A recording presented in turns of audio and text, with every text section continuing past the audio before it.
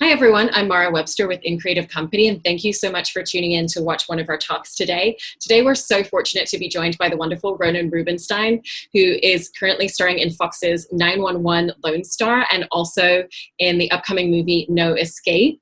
And I wanted to start by asking you a little bit about, obviously, we've been in quarantine for these last few months already, and I was interested, as an actor, so much of what you do is about being on set and working with other people and feeding off that energy in the room when you're shooting scenes. And I was curious if at all you found any ways to remain connected to your creativity and your craft during these last few months, or if you've just really used this time to take a step back and just kind of relax for a bit until you go back to filming again.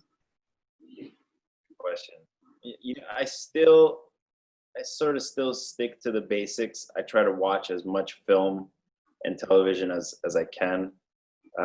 That's always been my sort of go-to of how to stay connected to our job and our craft. I love studying certain actors and literally pausing and rewatching their scenes and see how they approach certain scenes. So I've definitely been able to do that way more because we're home all the time now. But other than that, yeah, I just sort of, I've just been focusing on my mental state and physical state. Yeah, I mean, I miss being on set so much. So I'm just trying to prepare myself as much as I can with whatever resources I have here. So then when I do show up to set, I sort of can get back into the groove of things. So yeah, it's a lot of watching TV and film. Yeah. Have there been any conversations yet around 911 about what season 2 might look like and how everything might work a little bit differently, or is it still just too soon to tell? I can't say anything. No worries, because I know that production's gonna change a lot over the next few months. And I wanted to ask you a little bit about your first film, which was It Felt Like Love, which you did when you were 18, which the wonderful Eliza Hittman wrote and directed, because she's such an incredible director and really thinks outside of the box in the way that she casts. And I know that she often brings actors outside of the audition room and really just kind of grabs a camera and gets up close. And I was curious about the ways that she worked with you on that film that were very different from any of the other processes you've been through with other directors. I mean, I think Gina and myself were the only quote unquote real actors, but I mean, we were both so green that it was as if she picked us up from the street as well. She handled everything very simply. She knew exactly what she wanted. She knew what shots she needed. She knew, I mean, thinking back on it now, she's a very, very, very clean cut director. There's no, she's not really figuring things out on set. She has a really beautiful, clear-cut plan, and she does let us play sometimes. But she's very much a visual director, and you could tell how her films are shot. It's almost like I sort of look at it almost like a painting in movement. Everything that she shoots is extremely specific. And back then, I mean, I didn't know what any of that meant. Sort of just went where she told me and said what she told me. But now thinking back on it, it's a very visual medium that she's, I mean, pretty damn brilliant in. So she handled all of us completely the same. And there was no one on set that was like seasoned or anything. So we were all sort of learning on the go. Yeah, that's really wonderful. And then I wanted to dive into talking about your upcoming film, No Escape, which is a really wonderful horror thriller that I know you're incredibly passionate about, in which you play a character, Alexi, who is essentially inviting a group of people that he knows peripherally into an escape room and may or may not kind of be the master of everything that's going on. And it's such a fascinating character. And I know that, especially since he's a Russian character and that was actually your first language, I was curious about how you set about crafting that character, because one of the things that is really great is the fact that, Russian characters are very often used as an archetype in film and television, and you really worked to make sure that you stepped away from that. So how did you kind of navigate what type of character he was going to be and what details you were going to pull in terms of that sense in his culture? I think the first thing for me was not over exaggerating the accent. I was raised by two parents that, thank God, escaped the Soviet Union, so they have a very strong accent still when they speak English. So it was a lot of listening to my parents speak and then trying to find the middle ground of how would someone from this generation that's also from Russia, but is probably very well traveled and probably has a lot of international friends as well as American friends. It was sort of finding that middle ground of, this is the really strong accent, my parents, this is no accent, and then finding it right here in the middle. And it was just a lot of listening to my parents, a lot of just hearing their experiences. I've spoken to a few family members that are still out in Russia, just sort of getting the vibe of like, what is the club scene in Russia? What is this like, these like wealthy young people, like what is the vibe actually in Moscow? So that I had a lot of personal research, thank God. And yeah, it was like, I mean, you've seen, he's like decked out in jewelry and tattoos and like only name brands. And we try to stick to as an authentic representation as possible. Yeah. And in terms of some of the lines of delivery, there's actually a lot of dialogue that is in Russian and it's not subtitled. So I was really curious if you knew that that was not going to be subtitled, and if so, how you then thought about your performance and needing to really deliver a performance that the audience will understand what's going on and it really steps beyond the lines in the script in those moments. Yeah, I think I only learned that it wouldn't be subtitled, I think like halfway through shooting. And I think it was a bit of a relief because the Russian language is very tricky, right? There's a lot of sayings and a lot of even words that you can't really translate clearly in English or any other language. So there might be a saying that you can say in Russian, and if you try to translate it in English, it's not the same. It doesn't hit the same. It might not even mean exactly the same thing, especially when it comes to like humor and like in the Russian language, there's a lot of like really like what are they called? Like puns and a lot of like riddly sentences. So I was almost relieved that we wouldn't translate it because you almost wouldn't be able to. And then you could sort of feel what we're talking about with body language and then the intention of what we're saying. So yeah, you'll definitely get the message. You'll definitely know what we're talking about. Yeah, absolutely. And one of the other interesting things with your character is that, we kind of meet him very much at the beginning of the film, and then we see him come back a little bit later, but there is a chunk of time where you're not on screen in the center of the film. And so I was interested for you in terms of when you're playing a character who's really popping in these certain moments, and we don't actually see him outside of this ecosystem of the world of the film. How much do you find it useful to develop for yourself in terms of thinking about the specific details of the backstory? Do you think about where he would have been raised, like what his family would have been like, or are you really just focusing on the central core of those scenes? Yes and no. I think it's sort of what I touched on earlier, figuring out who Alexei is from an authentic perspective and like what his life would be like, what his social life is like in Moscow, being wealthy, being very privileged. So that sort of all came before I even started shooting. Yeah. And it all translated into the scenes. But, when we're on set, I like to focus obviously on the moment and what we're trying, most importantly, what story we're trying to tell in that scene. And then, yeah, when I'm not on set, a lot of times I was still on set watching because I love how the whole machine works. And I've gotten really close with our director, Will. So a lot of times I would just sort of stay in the shadows and just watch how everything works. And it was almost more helpful for me to see the scenes develop with me not on set. Mm-hmm. And then I can add little nuances when I do come back. Yeah, and there's such an interesting way in the way that Will filmed the movie, because you have regular camera placement, but also it is a commentary on social media. So there's a lot of scenes where we're seeing someone hold up a cell phone and it's being filmed in a very visually different way. And all of the characters obviously are aware of that phone and responding to it. So did that kind of cause you to think a little bit differently about the types of performance you were giving in those moments and how you would respond to the phone essentially almost being another character looking in at all of you? No, I don't think so. I think that would probably affect Keegan more because his phone really is like a scene partner for him. But for Alexi, no, I don't think so. No. Yeah. And also with horror, I always feel like it's so important that all of the actors are on the same page because there's so many different levels of tone that a horror film could take. So I was curious about conversations that, you know, you and Will had early on about what the approach was going to be and what the tone was going to be for these characters, and also just for the setting that they were going to be in, to make sure that everyone was approaching their characters in a way that came together cohesively. That's a great question, because a lot of times, and I'm not trying to be disrespectful, but a lot of times films like this can come off campy.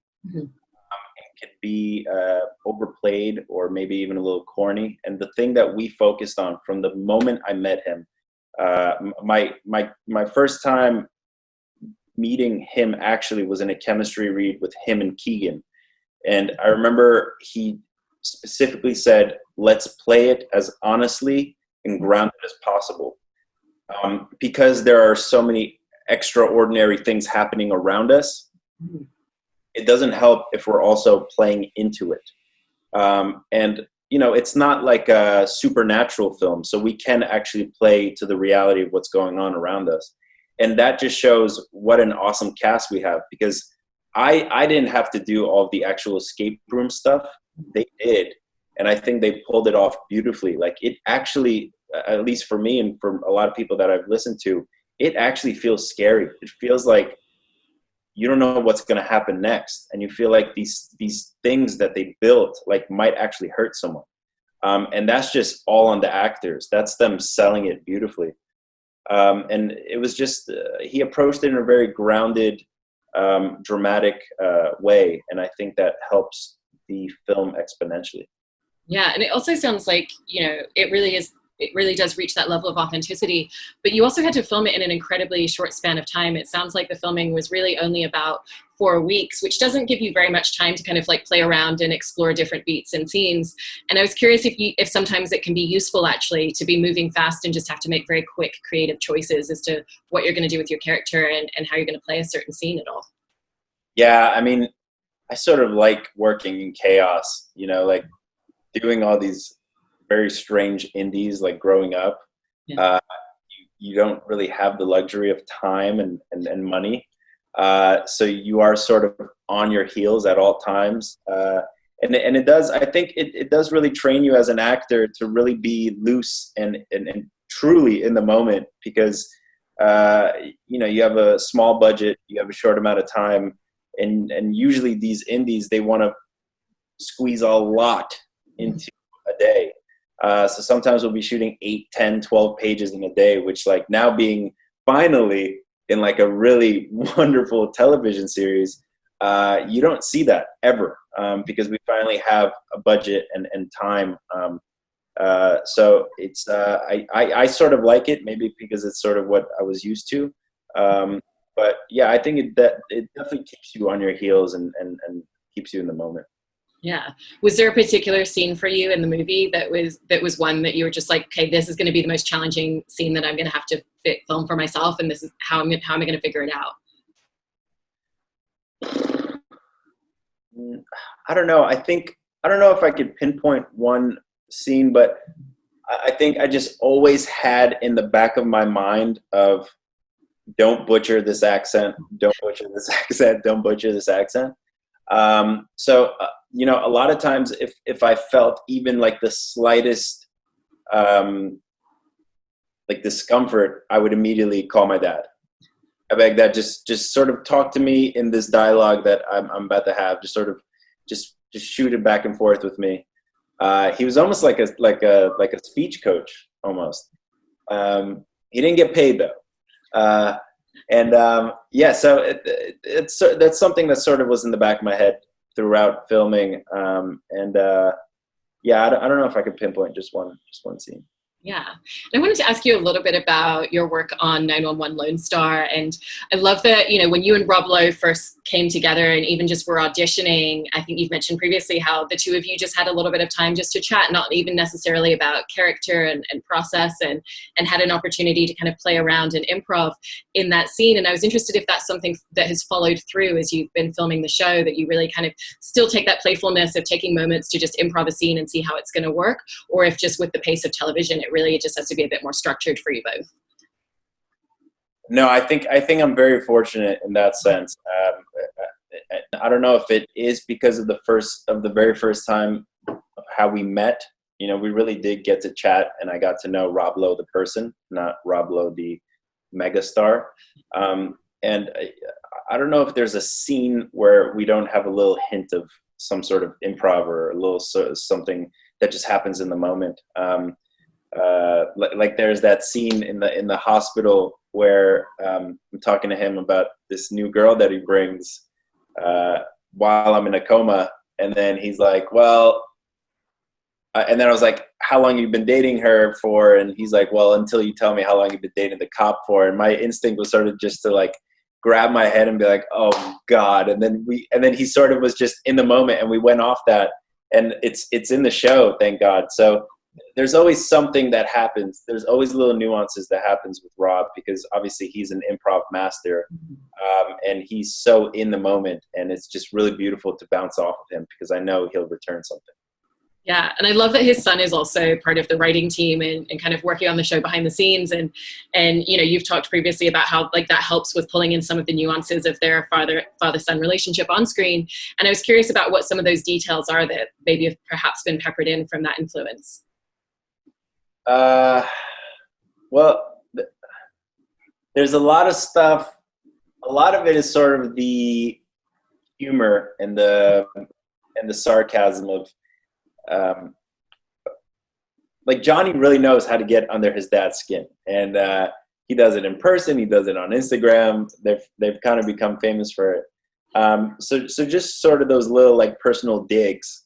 That's something that's very authentic and true to their relationship, and it's just nice to have him on set. You know, it's just another shoulder to lean on if I ever have any questions, whether they're about the character or they're personal.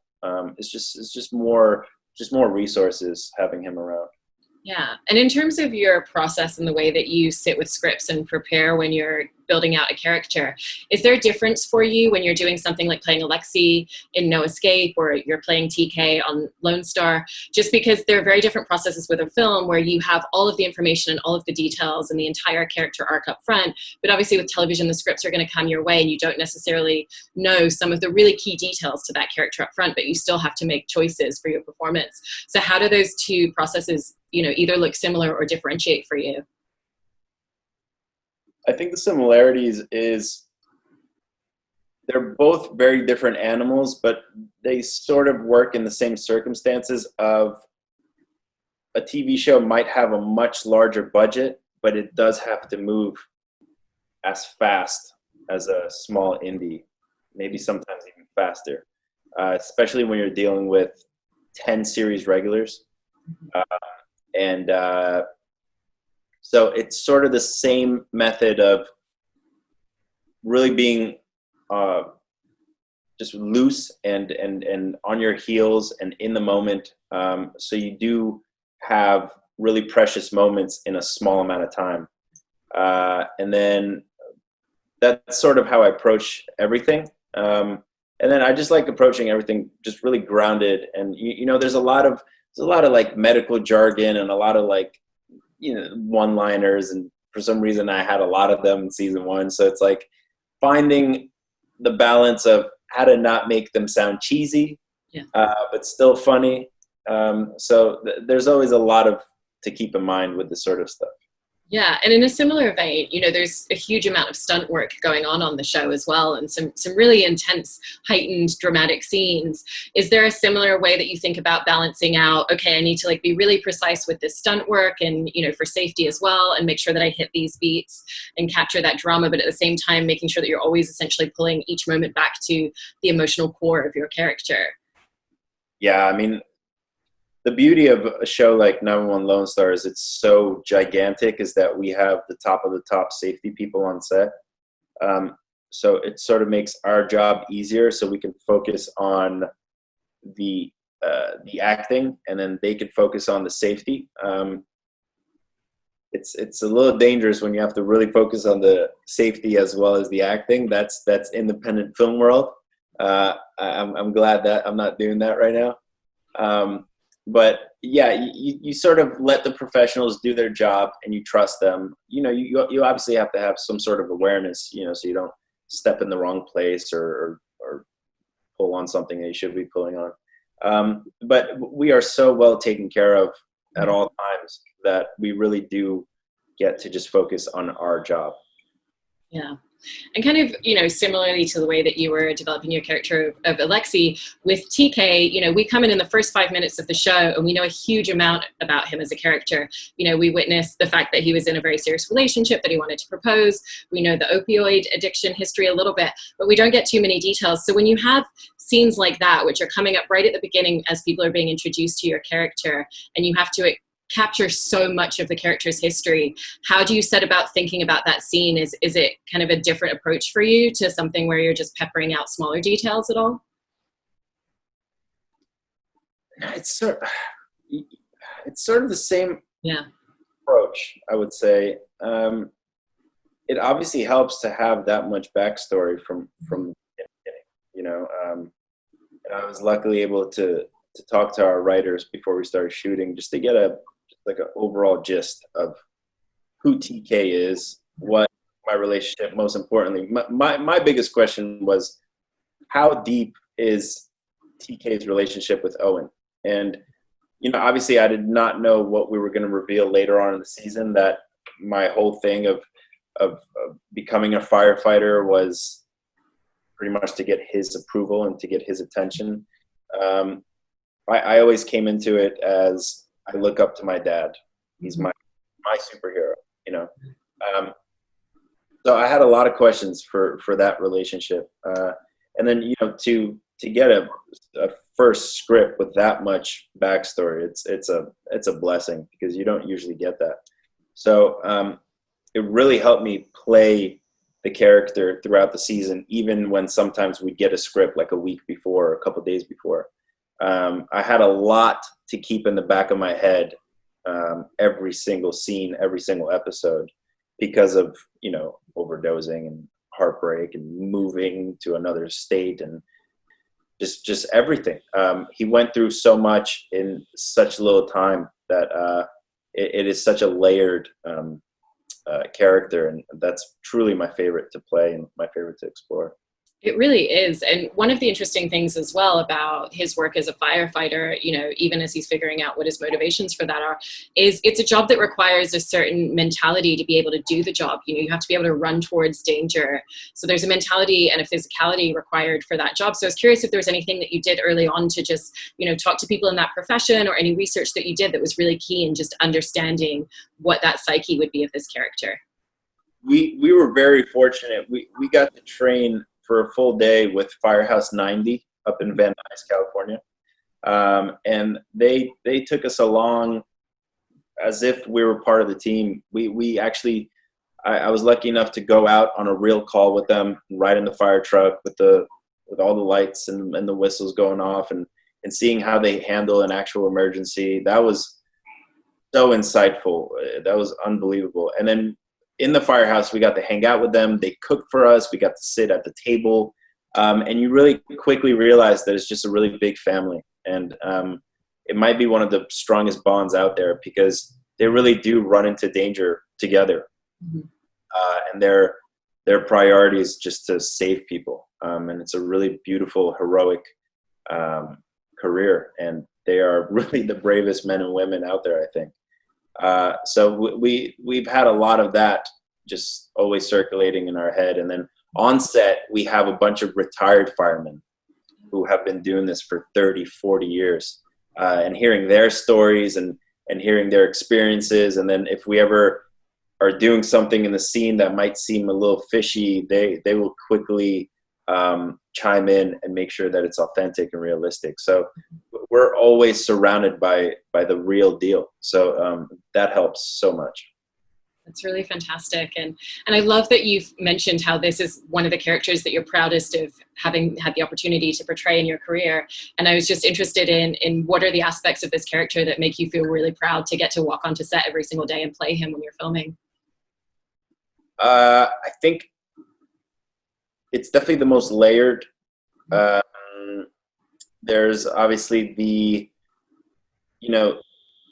theme of drug use and heartbreak and father-son, and those are all very personal to me, and I've had my fair share of all of those things. So it's just really interesting to navigate stuff like that in another person's shoes, but also be able to sort of bring your own experiences into it. A lot of stuff is like weirdly similar. It's sort of how life imitates art. It's actually kind of scary sometimes. So, and then obviously to be able to do that on such a grand scale, and with such incredible professionals, whether it's at the very top, Ryan Murphy or Fox Studios or Rob and Liv, it's just, it's amazing to be able to explore this sort of character on the biggest scale, as well as throughout 10 episodes, because usually you'll explore a character like this within an hour and a half, maybe 2 hours, but we pretty much get to do this in a 10-hour movie. So for me, that's been the greatest experience as an actor, and also just as a normal human. So yeah, there's just so much to explore with TK, and again, it's on a mega scale. So we get to really dive deep into it. Yeah, well, I can't wait to get to watch you exploring that character even more in the second season whenever productions open up and it comes back. And I hope that everyone watching as well will check out your upcoming film, No Escape. And thank you so much for taking time to talk to us today. Thank you so much.